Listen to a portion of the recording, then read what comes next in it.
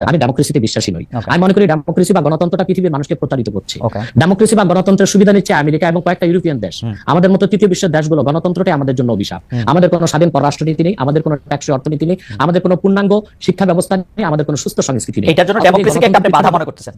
এই যে নাই যে অভিশাপ মনে করি, অভিশাপ মনে করি। তাহলে তো এই জন্য এখন যারা বাংলাদেশে রাজনীতি করছে ইসলামী রাজনীতির ব্যানারে, তা তো ডেমোক্রেসি করছে, অথবা আমি তাদের সাথে যুক্ত হওয়ার প্রশ্নে আসে না। তবে তারা যেন সুবিধাজনক ভাবে সংসদে যেতে পারে, বিরাট সংখ্যক একটি প্রতিনিধি দল সেটা আমি চাই। এটা শরীয়তের একটা বিধান আছে, আর জারুরাতু তাতাকাদ্দারু বিকাদরিজ জারুরা।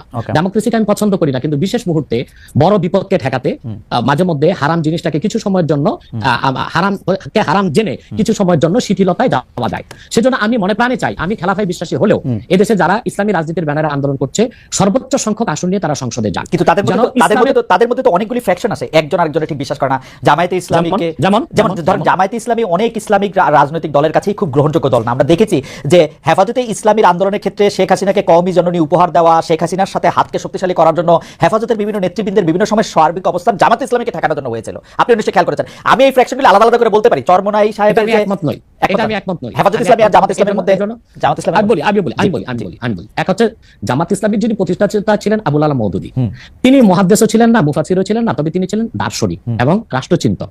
তো জামাত ইসলামী যারা করছেন তারা তো আসলে আবুল আলা মওদুদীর কোনো মাসালা বা ফেকা মানতেছে না। এবং জামাত ইসলামী তো অসংখ্য লোক আমি দেখেছি দক্ষিণ চট্টগ্রামে, তারা আমাদের মতো কত সুন্নি, অর্থাৎ তারা মিলাদ কিয়াম করতেছে, তারা পিরি মুরিদি মানতেছে, কিন্তু রাজনৈতিকভাবে তারা জামাত ইসলামী করতেছে। তার মানে হচ্ছে 1922 সালে জিএনএ গ্র্যান্ড ন্যাশনাল অ্যাসেম্বলির মাধ্যমে কামাল পাশা আতাতুর্ক তুরস্কের মধ্যে ইসলামী শাসন ব্যবস্থার জন্য না হয় সেই ব্যবস্থা করেছিল। তারপরে প্যান ইসলামিজম নিয়ে আসলো জামালউদ্দিন আফগানি। পরবর্তীতে 1942 সালে আবুল আলা মওদুদী চিন্তা করলেন যে এই সংকটকালীন মুহূর্তে ইসলামী রাষ্ট্র প্রতিষ্ঠার জন্য গণতন্ত্রটাকে বেছে নেওয়া যেতে পারে। এটাই ছিল তার রাষ্ট্রের চিন্তা, আর সেটাই জামাত ইসলামের লোকজন অনুসরণ করছে। কিন্তু জামাত ইসলামের লোকজনগুলো কিন্তু আবুল আলা মওদুদীকে ইমাম হিসেবেও মানে না, কিংবা তার মাসালাও নিচ্ছে না, শুধু রাষ্ট্র।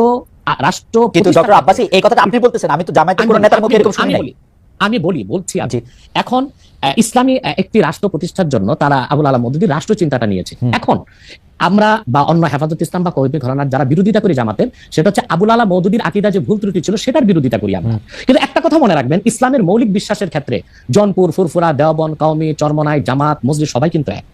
ওকে, আপনি দেখেন, আমি বলি যেমন 13 সালের 5ই মে শাপলা চত্বর আমি উপস্থিত হয়েছিলাম কয়েক লক্ষ লোক নিয়ে। আমি তো জনপুরের এবং আমাকে সুন্নি বলেই জানে, কারণ হেফাজত ইসলামের 13 দফা দাবি আমাদের সকল মুসলমানের দাবি ছিল। এবং সেখানে সারা বাংলাদেশ থেকে 13 সালের 5ই মে জামাত ইসলামী ও শিবিরের লোকজন 200 বাস নিয়ে উপস্থিত হয়েছিল। অভিশাপ বললেন আব্বাসী। খালেদ মহিউদ্দিনের এক প্রশ্নের জবাবে আব্বাসী বলেন যে গণতন্ত্র আমাদের জন্য অভিশাপ।